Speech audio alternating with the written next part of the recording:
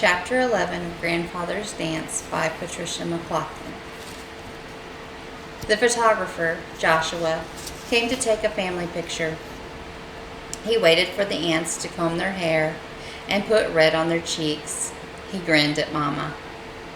I remember years ago when you first came here. I took a picture of you and Jacob and Caleb. He was little then. And Anna. And the dogs. He looked at Lottie and Nick. They're a little older now. We all are, said Mama. Anna married Justin this past week. So I heard, said Joshua. Joshua shook Grandfather's hand. Hello, John, he said. I'm older too, said Grandfather with a smile. The aunts came out onto the porch. Aunt Harriet and Aunt Mattie wore their traveling dresses and fancy shoes. Aunt Lou wore her overalls. I want to be remembered in my overalls, said Aunt Lou. You will, said Grandfather. Believe me, you will. Mama and William laughed. That's how we think of you, said William. You see me every day, Aunt Lou said to William. You don't have to remember me. But I probably won't get back here anytime soon. Suddenly, my chest felt tight. You could stay longer, I said. Oh, Cassie, said Aunt Harriet. We have gardens to get back to, things to take care of. Meg has been taking care of Lou's dog. My eyes filled up with tears. Cassie, dear, said Aunt Mattie, putting her arms around me. We'd love to stay. We'll come back again. This made me cry harder. Cassie, next year, you can come visit us in Maine, said William. Would you like that? I nodded. But that's next year, I said sadly. I'm ready, called Joshua. Gather up, everyone. Wipe those tears away, Cassie. The aunts arranged themselves next to Mama and Papa. William patted the dogs. Grandfather stood next to me, Jack in his arms. Wait, said Papa, someone's coming. Dust rose as a car drove up the road. Mama shaded her eyes from the sun. Joshua turned to watch. It's Anna and Justin, I said. We couldn't miss the family picture, Anna called out the car window. My first, said Justin.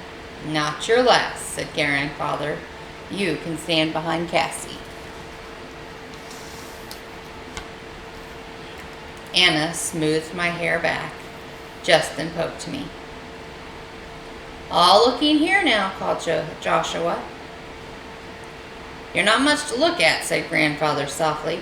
I'd rather look at Zeke in the meadow. Zeke in the meadow, said Jack. We laughed, and just as I looked up at Grandfather, Joshua took a picture. Joshua took many more of the aunts and laughed, and the sun rose high in the sky. A wind came up, and Aunt Harriet's hat flew away. Papa ran and brought it back to her. And soon, Jack fell asleep. Grandfather handed him to Mama and put his arm around me. Far off, the cattle moved to the slough for water. Zeke ran with Molly along the fence. Lottie and Nick stood between Grandfather and me, their fur warm. Beautiful, said Joshua. Yes, said Grandfather, looking out of the prairie. Oh, yes, said Aunt Harriet. Oh, yes, said Jack, half awake, half asleep. Yes. Joshua began packing up. Grandfather walked to the barn, Jack following him. Joshua turned. John, stop for a moment. I want to take a picture of you in front of the barn. Where's your hat? Here, I said. I ran over and handed Grandfather his big black hat. Jack reached up and took his hand. Cassie, said Grandfather, I want you in this picture. Joshua nodded to me. Go on, he said. I took Grandfather's other hand. Little swirls of wind made circles in the dirt in the yard. I could smell the roses on the fence. "Smile," called Joshua. "You don't have to smile if you don't want to," said Grandfather. I grinned. The camera shutter clicked. "That's it," called Joshua. "The end." Later, all of my life, I would hear the echo of Joshua's words. All of my life, the end. Chapter 12. After Joshua left, it was quiet. Grandfather and Jack went to make sure the animals had water. The rest of us sat under the tents. "We'll have to take these down soon," said Papa. "I suppose," said Mama. "Maybe we can leave them up for a while." Papa smiled at her. Maybe. "Maybe you can leave them up until Cassie gets married," said Anna. "I already had my wedding," I said. "That's right," said Justin. "You had a grand wedding. Where's the groom?" "He's in the barn with Grandfather and Jack," I said. As if he had heard me, Nick began barking in the barn. Papa stood up. "What's that about? Nick doesn't bark all that often," he said.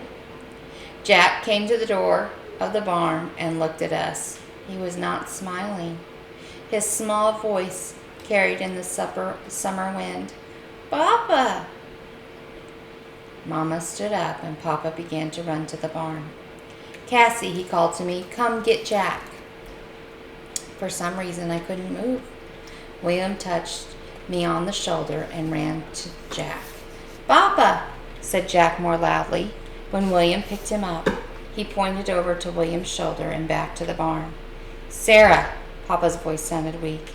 His face was pale. "Sarah, I need your help, now!" I started to go with Mama, but Aunt Lou held me. "I want to be with Grandfather," I said. "I know," she said, putting her arms around me. I began to cry. My heart hurt. I knew. Somehow, I knew. My grandfather died in the barn where I had found him when I was a little girl. He had come back to see the place he loved. He had come back to see Papa. Today, he lay down in the hay and closed his eyes there. Papa let me see him for a minute because I wanted to. For a minute, Grandfather looked just the same. I thought maybe he would open his eyes and smile at me, but he didn't, and that made him look different. When I looked up at Papa, he was crying, tears coming down his face like rain. That made me frightened. "Papa?" "It's all right, Cassie. It's all right to be sad." I reached over and took his hand and stood there until Mama came to get me. Jack was very quiet. He couldn't sit on anyone's lap. He wouldn't sit on anyone's lap. He wouldn't smile. And just before they came to take Grandfather away, I took Jack for a long walk so he wouldn't have to see. "You don't have to do that, Cassie," Mama said. "I know, I want to."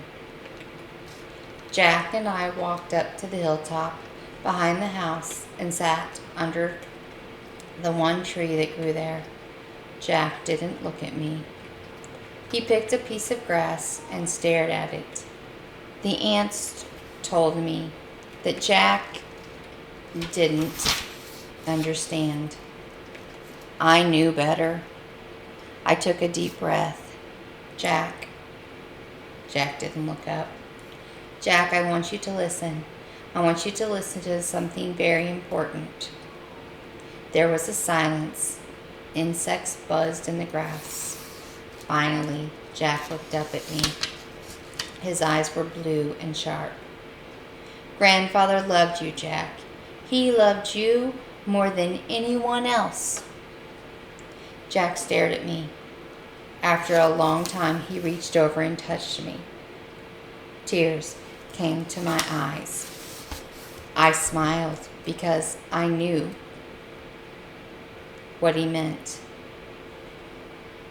Yes, he loved me too, and we don't ever have to forget him. We won't. Jack didn't say anything, but I knew he understood my words. We sat for a long, long time. The sun began to set, and I stood up. Nothing seemed the same. The land didn't look the same anymore. The sky looked different. I stared down at the farm. That was once Grandfather's farm. There was a small rustle behind me. Jack took my hand, his hand warm in mine, and together we walked down the hill. Grandfather would have liked his funeral. The aunts dressed up like they had for the wedding. Even Aunt Lou wore a dress and high-heeled shoes. All the townspeople came. They told stories about Grandfather. Sometimes they had conversations about him. Once he saved a horse of mine. That horse never should have been saved. I remember how he loved to cut the hay. He hated cutting the hay. Oh, no, he didn't. Sometimes he sang when he cut the hay. He taught me how to ride a horse, said Aunt Lou, and he was nice about it. He didn't love my music, said Aunt Harriet. He did in the end, said Aunt Mattie. Caleb told about when Grandfather first came. Cassie found him.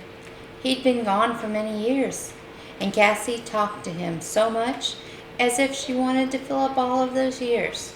He couldn't make her stop. But he never cared because he loved her.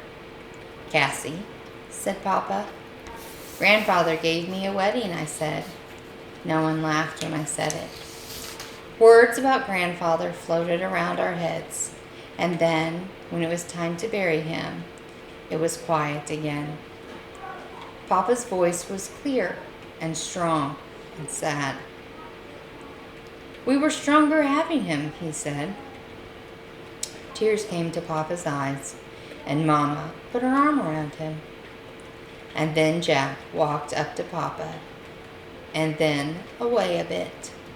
As everyone watched, he did a little dance, turning around and around with his hands up in the air, just the way Grandfather had done.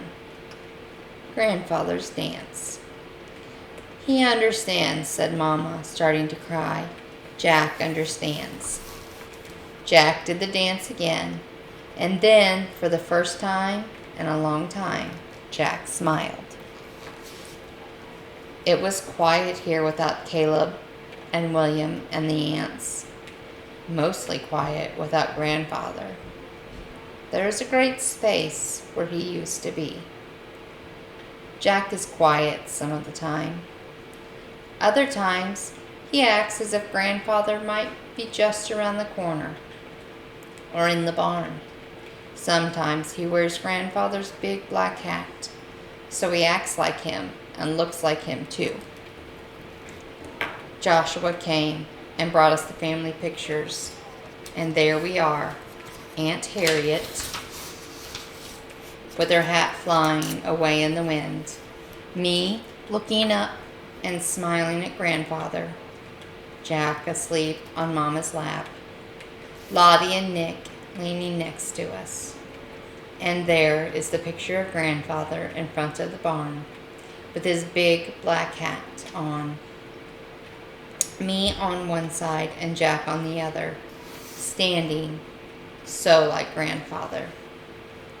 When Jack saw the picture, he went to get Grandfather's black hat. He put it on. He pointed to the picture.